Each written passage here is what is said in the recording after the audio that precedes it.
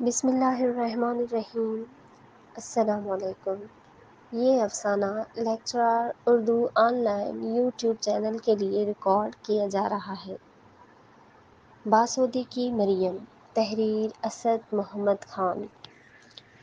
مریم کے خیال میں ساری دنیا میں بس 3 ہی شہر تھے، مکہ، مدینہ اور گنج باسودہ، مگر یہ 3 تو ہمارا آپ کا حساب ہے۔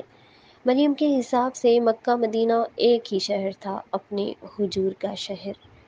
مکہ مدینہ شریف میں ان کے حضور تھے اور گنج باسودے میں ان کا ممدو ان کا چھوٹا بیٹا تھا۔ اس کے رخسار پر اتنا بڑا ناسور تھا۔ بعد میں ڈاکٹروں نے ناسور کاٹ پیٹ کر رخسار میں ایک کھڑکی بنا دی تھی، جس میں سے ممدو کی زبان پانی سے نکلی ہوئی مچھلی کی طرح تڑپتی رہتی تھی۔ مجھے یاد ہے پہلی بار مریم نے اماں کو سرجری کا یہ لطیفہ سنایا تو میں کھی کر کے ہنسنے لگا تھا۔ اگر مریم اپنے خردروئے ہاتھوں سے کھینچ کھانچ کے مجھے اپنی گود میں نہ بھر لیتی تو میری وہ پٹائی ہوتی کہ رہے نام اللہ کا۔ ایری دلہن بچہ ہے، بچہ ایری دلہن بچہ ہے، مگر اماں نے غصے میں 2-4 ہاتھ جڑ ہی دیے، جو مریم نے اپنے ہاتھوں پر روکے اور مجھے اٹھا کر اپنی کوٹھڑی میں قلعہ بند ہو گئے۔ میں مریم کے اندھیرے قلعے میں بڑی دیر تک رو رہا تھا۔ وہ اپنے اور میرے آنسو پونچھتی جاتی تھی اور چیخ چیخ کر خفا ہو رہی تھی۔ ایری دلہن، یہ اللہ کی دین ہے، نبی کے امتی ہے، انہیں مارے گی کوٹے گی تو اللہ نبی خوش ہوں گے تجھ سے، توبہ کر رہی دلہن توبہ۔ پھر وہ طرح طرح سے کھڑکی اور مچھلی والا لطیفہ سنا کر مجھے بہلانے لگی۔ تو بیٹا، ڈاکٹروں نے کیا کیا کہ حرامیوں نے ممدو کے گال میں کھڑکی بنا دی اور کھڑکی میں سے تھرک تھرک تھرک۔ مریم کا دل بہت بڑا تھا، اور کیوں نہ ہوتا، اس میں ان کے حضور کا مکہ مدینہ جو آباد تھا، اور سینکڑوں باسودے آباد تھے، جن میں ہزاروں لاکھوں گلگتھنے ممدو اپنی گول مٹول مٹھیوں سے مریم کی دودھوں بھری ممتا پر دستک دیتے رہتے تھے۔ انا بوا، دروازہ کھولو، اللہ کی دین آئی ہے، نبی کے امتی آئے ہیں۔ مریم نے میرے ابا کو دودھ پلایا، وہ میری کھلائی اور میری پناہ تھی۔ وہ میرے بھانجے بھانجیوں کی انا تھی، اور ابھی زندہ ہوتی تو انہی بھانجے بھانجیوں کے بچے اپنے چارج میں لیے بیٹھی ہوتی۔ میری 3 پشتوں پر مریم کا احسان ہے۔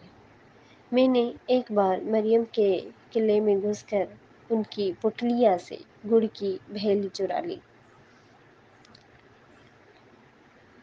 مریم بچوں کو بگاڑنے والی مشہور تھی، مگر مجال ہے جو جرائم میں کسی کی حمایت کر جائے۔ انہوں نے فوری طور پر اماں سے میری رپورٹ کر دی، اور اماں خدا انہیں خوش رکھے، جاگیردار کی بیٹی کھری پٹھانی اپنی اولاد سے کوئی گھٹیا فعل منسوب ہوتے دیکھ ہی نہیں سکتی۔ انہوں نے جلال میں آ کر الٹا مریم سے انپولا کر دیا۔ ابا کو پتہ ہی نہ تھا کہ گھر میں سرد جنگ جاری ہے۔ وہ اسی طرح عشاء کی نماز کے بعد 15-20 منٹ کے لیے مریم کے پاس بیٹھ کر ان کا حال احوال پوچھتے، مریم کے پاؤں دابنے کی کوشش کرتے اور ان کی پیار بھری جھڑکیوں کی دولت سمیٹ کر اپنے کمرے میں سونے چلے جاتے۔ 3-4 دن میری یہ 2 جنتیں ایک دوسرے سے برگشتہ رہیں، اور میں گنہگار عذاب جھیلتا رہا۔ اماں نے مریم کے دیکھ بھال میں کوئی کوتاہی تو نہ کی، مگر مریم کا سامنا ہو جاتا تو اماں کے نازک خد و خال آپ ہی آپ سنگو آہن بن جاتے۔ مریم زیادہ تر اپنی کوٹھڑی میں محصور رہی اور شاید روتی رہی۔ آخر 4-5ویں دن میں پھوٹ بہا، اور پٹائی کے خوف سے بے نیاز ہو کر اماں کی گود میں سر رکھ کر میں نے اقبال جرم کر لیا۔ اماں کے پاؤں تلے سے زمین نکل گئی، بس ایک غضب کی نگاہ کی مجھے ایک طرف دھکیل کر اٹھ کھڑی ہوئی اور بجلی کی تیزی سے مریم کے قلعے میں داخل ہو گئی۔ انا بوا، تمہارا منجلا تو چور نکلا، بوا ہمیں معاف کر دو۔ میں نے کواڑ کی آڑ سے دیکھا کہ مریم لرزتے ہاتھوں سے اماں کے دونوں ہاتھ تھامے انہیں چوم رہی ہے، کبھی ہنستی ہے، کبھی روتی ہے، اور کبھی اماں کو چپت لگانے کا ڈرامہ کرتی ہے۔ بس ری دلہن، بس کر، چپ کر ری دلہن، چپ کر، دیکھ میں مار بیٹھوں گی۔ مریم سیدھی سادی میوہ تن تھی، میری خالہ سے مرتے دم تک صرف اس لیے خفا رہی کہ عقیقے پر ان کا نام فاطمہ رکھ دیا گیا تھا۔ ری دلہن بی بی فاطمہ تو ایک ہی تھی، نبی سلم کی نبی جی سرکار کی شہزادی تھی، دنیا آخرت کی بادشاہ تھی۔ ہم دوزخ کے کندے بھلا ان کی بروبری کریں گے؟ توبہ توبہ استغفار۔ محرم میں نویں اور 10ویں کی درمیانی شب خشوع خضوع سے تعزیے، سواریاں اور اکھاڑے دیکھتی، خوب خوب پاپڑ پکوڑے کھاتی اور کھلاتی، اور 10ویں کو صبح سے وضو بنا کر بیٹھ جاتی۔ ہم لڑکوں کو پکڑ پکڑ کر دن بھر شہادت نامہ سنتی یا کلمہ طیبہ کا ورد کرتی، اور خدا مغفرت کرے کلمہ شریف بھی جس طرح چاہتی پڑھتی، لا الہ الا اللہ، نبی جی رسول اللہ، حضور جی رسول اللہ، حضور جی رسول اللہ، امام حسین کا نام لے لے کر بین کرتی، رو رو کر آنکھیں سجا لیتی، اور بین کرتے کرتے گالیوں پر اتر آتی، رے حرامیوں نے میرے شہزادے کو مار دیا، رے ناس مٹوں نے میرے بادشاہ کو مار دیا۔ محرم میں وہ ہم لڑکوں کو حسن حسین کے فقیر بناتی تھی، ہمارے کرتے ہرے رنگ دیتی اور چھوٹی چھوٹی بٹونیاں سی کر ان میں 2 آنے کے پیسے ڈال سیفٹی پنوں سے ہمارے گریبانوں میں ٹانک دیتی تھی۔ حق مغفرت کرے ہمارے دادا میاں مرحوم تھوڑے سے وہابی تھے، ابا بھی ان سے کچھ متاثر ہیں، پر محرم کے دنوں میں مریم کے آگے کسی کی وہابیت نہیں چلتی۔ 10 روز کے لیے تو بس مریم ہی ڈکٹیٹر ہوتی، مگر یہ ڈکٹیٹری بھی جیو اور جینے دو کے اصول پر چلاتی تھی۔ ہمیں فقیر بنا کر چپکے سے سمجھا دیتی تھی، دیکھ رے بیٹا، بڑے میاں کے سامنے متی جانا، اور بڑے میاں جی بھی خدا ان پر اپنی رحمتوں کا سایہ رکھے، کمال بزرگ تھے۔ ظاہر تو یہ کرتے تھے جیسے مریم کی ان باتوں سے خوش نہیں ہے، پر ایک سال محرم کے دنوں میں مریم باسودے چلی گئی، ہمارے گھر میں نہ شہادت نامہ پڑھا گیا، نہ ہائے حسین ہوئی، نہ ہم فقیر بنے۔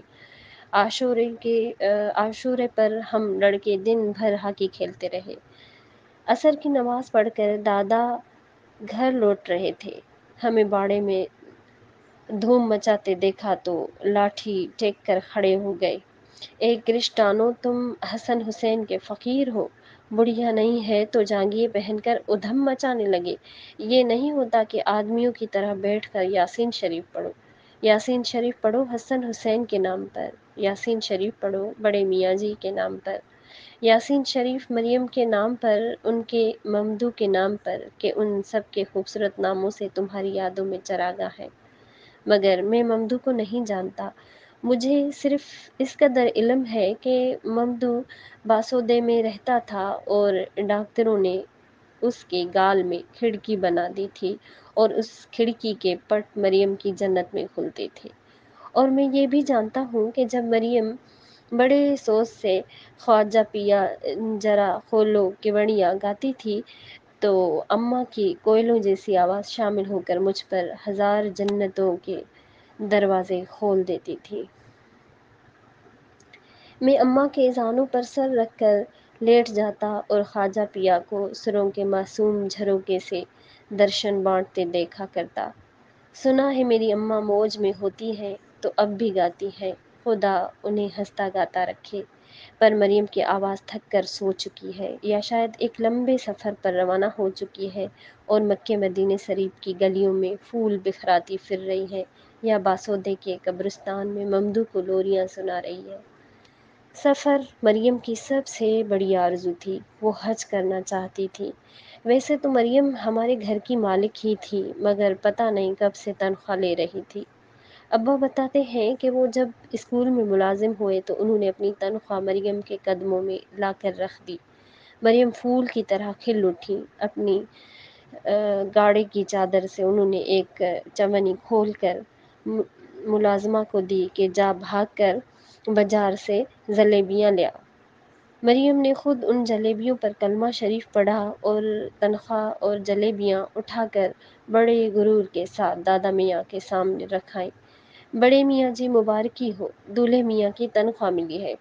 پھر اس تنخواہ میں سے وہ اپنی بھی تنخواہ لینے لگی، جو پتہ نہیں انہوں نے 1 روپیہ مقرر کی تھی کہ 2 روپے۔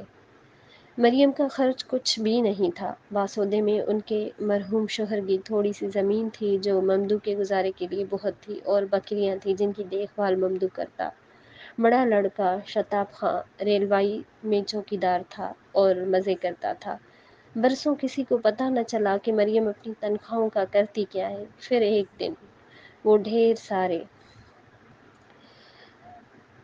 روپے، میلے، کچیلے نوٹ اور ریزکاری اٹھائے ہوئے ابا کے پاس پہنچی اور انکشاف کیا کہ وہ حج کرنے جا رہی ہیں۔ کرائے کی یہ رقم ان کے برسوں کی کمائی تھی۔ یہ مکہ مدینہ فنڈ تھا جو مریم خبر نہیں کب سے جمع کر رہی تھی۔ ابا نے گن کر بتایا کہ 9 سینکڑے 3 بیسی 7 روپے کچھ آنے ہیں۔ مریم کو اس سے غرض نہیں تھی یہ کتنے ہیں، وہ تو سیدھی سی بات پوچھ رہی تھی کہ ان سے مکے مدینے کا ٹکس مل جائے گا یا نہیں۔ ابا نے بتایا کہ بے شک مل جائے گا۔ مریم نے تیاریاں شروع کر دی۔ وہ اٹھتے بیٹھتے چلتے پھرتے گنگناتی رہتی کہ خواجہ پیا ذرا کھولو کیوڑیاں۔ ان پر مکے مدینے کی کھڑکیاں کھلی ہوئی تھیں اور ان کھڑکیوں سے نبی صلی اللہ علیہ وسلم جی کی مقدس پیراہن کی خوشبو چلی آ رہی تھی۔ کسی نے چھیڑنے کو کہہ دیا کہ تم کو ڈھنگ سے نماز پڑھنی تو آتی نہیں، قرآن شریف تو یاد نہیں ہے، پھر حج کیسے کرو گی؟ مریم وپھر گئی۔ رے مسلمان کی بٹیا، مسلمان کی جو روح، نماز پڑھنا کاہے نہیں آتی رے؟ کلمہ شریف سن لو، چاروں کل سن لو، اور کیا چاہیے تیرے کو؟ ہاں اور کیا چاہیے تیرے کو؟ پھر ان کے دل میں تو نبی جی کے پیار کا چمن بھی کھلا ہوا تھا۔ یہی بہت تھا۔ مگر ایک دن شتاب خاں کا خط آیا کہ ممدو کی حالیت خراب ہے، بکریاں بیچ باچ کے علاج معالجہ کرایا، زمین گروی رکھ دی، اب بالکل پیسے نہیں ہیں، صورت دیکھنا چاہتی ہے تو خط کو تار سمجھنا۔ مریم کی آنکھوں میں مکہ مدینہ دھندلا گیا۔ انہوں نے 9 سینکڑے 3 بیسی 7 روپے چادر میں باندھے اور روتی پیٹتی باسودے کی بس میں جا بیٹھی۔ ابا ساتھ جانا چاہتے تھے، انہیں سختی سے منع کر دیا۔ ممدو تو ان کی ذمہ داری تھا، وہ کسی اور کو کیوں اس میں شریک کرتی؟ مریم کا یہ اصول بڑا شفاف تھا۔ انہوں نے باسودے خیریت سے پہنچنے کا خط تو لکھوا دیا، پر ممدو کے بارے میں ایک لفظ نہیں لکھوایا۔ مہینے گزر گئے۔ کسی نے بتایا کہ وہ ممدو کو علاج کے لیے اندور لے گئی ہے۔ پھر پتہ چلا کہ بمبئی میں سابو صادق کے سرائے میں نظر آئی تھی۔ پھر پتہ چلا کہ ممدو مر گیا ہے۔ پھر ایک لٹی لٹائی مریم گھر لوٹ آئی۔ میں اسکول سے گھر پہنچا تو دیکھا کہ مریم صحن میں بیٹھی اپنے مرے ہوئے بیٹے کو کوس رہی ہے۔ رے حرامی تیرا ستیہ ناس جائے، رے بد جناور تیری قبر میں کیڑے پڑیں، میرے سبرے پیسے خرچ کرا دیے، ایری دلہن میں مکے مدینے کیسے جاؤں گی؟ بتا رہی دلہن اب کیسے جاؤں گی؟ ابا نے کہا میں تمہیں حج کرواؤں گا۔ اماں نے کہا انا بوا ہم اپنے جہیز والے کڑے بیچ دیں گے، تمہیں حج کرائیں گے۔ مگر مریم چپ نہ ہوئی، 2 دن تک روتی رہی اور ممدو کو کوستی پیٹتی رہی۔ لوگوں نے سمجھایا کہ آخر دولہے میاں بھی تمہارا ہی بیٹا ہے، وہ اگر تمہیں حج کرواتا ہے تو ٹھیک ہے، مان کیوں نہیں جاتی؟ مگر مریم تو بس احسان کرنا جانتی تھی، کسی بیٹے کا احسان بھی اپنے سر کیوں لیتی؟ انہوں نے تو اپنی کمائی کے پیسوں سے حج کرنے کی ٹھانی تھی۔ ممدو کے مرنے کے بعد مریم شاید ایک دفعہ اور باسودے گئی اپنی زمین کا تیا پانچا کرنے، پھر اس کے بعد باسودے کا زوال شروع ہو گیا۔ مریم کے چوڑے چکلے میواتی سینے میں بس ایک ہی شہر بسا رہ گیا، ان کے حضور کا شہر۔ وہ اٹھتے بیٹھتے نبی جی حضور جی کرتی رہتی۔ کبھی یوں لگتا تھا کہ انہیں قرار سا آ گیا ہے، شاید اس لیے کہ ان کے بھولے بھالے منصوبہ کار ذہن نے ایک نیا مکہ مدینہ فنڈ کھول لیا تھا۔ ابا نے بڑے شوق سے لحاف سلوا کر دیا۔ مریم چپکے سے جا کر بیچ آئی۔ عید آئی، مریم کے بھی کپڑے بنے، خدا معلوم کب کتنے پیسوں میں وہ کپڑے بیچ دیے۔ ابا اماں سمیت ہم سب کو جو ایک ایک آنا عیدی دیتی تھی فوری طور پر بند کر دی۔ پیسہ پیسہ کر کے پھر مکہ مدینہ فنڈ جمع ہو رہا تھا۔ سب ملا کر 560 ہی جمع ہوئے تھے کہ مریم کا بلاوا آ گیا۔ مجھے معلوم نہیں کہ کب اور کس طرح چل بسیں۔ میں گرمیوں کی چھٹیوں میں اپنی خالہ کے گاؤں گیا ہوا تھا۔ واپس آیا تو اماں مجھے دیکھ کر پھوٹ پھوٹ کر رونے لگی۔ منزلیں تیری انا بوا گزر گئی، لڑکے تجھے بگاڑنے والی گزر گئی۔ ابا نے مجھے حکم دیا کہ میں مریم کی قبر پر ہو آؤں۔ میں نہیں گیا۔ میں کیوں جاتا؟ ٹھنڈی مٹی کے ڈھیر کا نام تو مریم نہیں تھا۔ میں نہیں گیا۔ ابا ناراض بھی ہوئے مگر میں نہیں گیا۔ لوگوں نے بتایا کہ مریم نے مرتے وقت 2 وصیتیں کی تھی۔ ایک وصیت تو یہ تھی کہ تجہیز و تکفین انہی کے پیسوں سے کی جائے اور باقی کے پیسے شتاب خاں کو بھیج دیے جائیں۔ دوسری وصیت کا صرف اماں کو علم تھا۔ اماں کے کان میں انہوں نے مرتے وقت کچھ کہا تھا جو اماں کسی کو نہیں بتانا چاہتی تھی۔ میں یہاں آ گیا 15 برس گزر گئے۔ 65 میں ابا اور اماں نے فریضہ حج ادا کیا۔ اماں حج کر کے لوٹی تو بہت خوش تھی۔ کہنے لگی منجلے میاں، اللہ نے اپنے حبیب کے صدقے میں حج کرا دیا، مدینہ طیبہ کی زیارت کرا دی اور تمہاری انا بوا کی دوسری وصیت بھی پوری کرائی۔ عذاب ثواب جائے بڑی بی کے سر۔ ہم نے تو ہر گنبد کی طرف منہ کر کے کہہ ہی دیا کہ یا رسول اللہ۔ باسودے والی مریم فوت ہو گئی۔ مرتے وقت کہہ رہی تھی کہ نبی جی سرکار میں آتی ضرور، مگر میرا ممدو بڑا حرامی نکلا، میرے سب پیسے خرچ کرا دیے۔